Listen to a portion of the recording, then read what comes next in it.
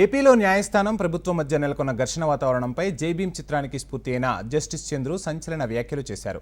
ప్రజలెన్నుకున్న ప్రభుత్వాన్ని న్యాయ వ్యవస్థ కార్నర్ చేయాలని చూస్తోందని, పాలనలో వ్యవస్థల మధ్య ఘర్షణపూరిత వాతావరణం మంచిది కాదని అన్నారు.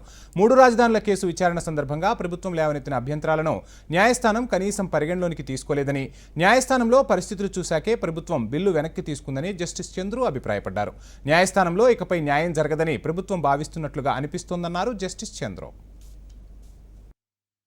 And police are prosecuted and proved that they have gone life sentence. All this is there. The same Misra was transferred. In fact, he was not only this case, he has dealt with number of cases in Madras High Court. Even before in 1990, he dealt with the case of a Padmini, who was a girl who was raped and her husband was killed in police station. He appointed a SIT. He gave compensation. He gave the girl a government employment and she is in government service today. Now all this, how it come from one individual? The same judge was transferred to Patna, Andhra Pradesh. He became Chief Justice here and he continued his good work in Andhra Pradesh High Court also, in Hyderabad. I know Mr. Kannabiran, one of the leading civil rights lawyers, telling me that Misra did excellent work here. In respect of encounter death, he was able to give relief to many cases. So this is something a judge who goes to Madras, who goes to Hyderabad, and that's the same thing. But he was superseded. He was not elevated to Supreme Court. So he resigned. When he found his junior became a Supreme Court judge, he felt it is not worth continuing. He became a Supreme Court lawyer and very successful lawyer. Last year he passed away. Last week I went to Patna, met Mrs. Misra and thanked her. It is because of your husband there is Jai Bhim. Individuals do make in this society. We are not talking about personality cult or hero worship. In this film, the lawyer is not shown as a superhero. There are no fight, there are no love stories, but still he speaks in a very mild language in court, gets a relief. The idea is not to make people, ordinary people, into heroes, but there are some personalities we do count.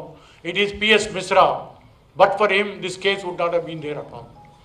We need conscientious judges. But on the contrary, what we find in Andhra Pradesh, we find a judiciary trying to corner an elected government. Have you ever seen papers? In fact, last week I wrote in the Hindu a center page article how this Andhra Pradesh Capital Act was withdrawn without a court verdict because they could not face the court, not because they could not face the court. The judges who were hearing this case were also holding lands in Amaravati. The government asked him, don't hear this case because there is a likelihood of bias. They just said, no, we will hear this case. Then where is justice? From the executive functions contrary to law, we go to court. When the judiciary goes in a different direction, where do we go? That is the question. One judge wrote in Andhra Pradesh court, they did not file a reply within time. The judge wrote, if tomorrow the reply is not filed, we will tell the president to invoke president rule in this country. Who are the judges who are saying all this? There is an elected government. In the constitution, the executive, the legislature, the judiciary has to function within the field allotted to them. They cannot overstep. On the contrary, we find if somebody puts in a social media, CBI inquiry is ordered. If a FIR registered against land dealing, FIR is quashed. If a government doesn't file a reply, we will bring president rule. On top of all this, they are refusing to recuse themselves from hearing a case, knowing fully well they own land in Amravati. How will they?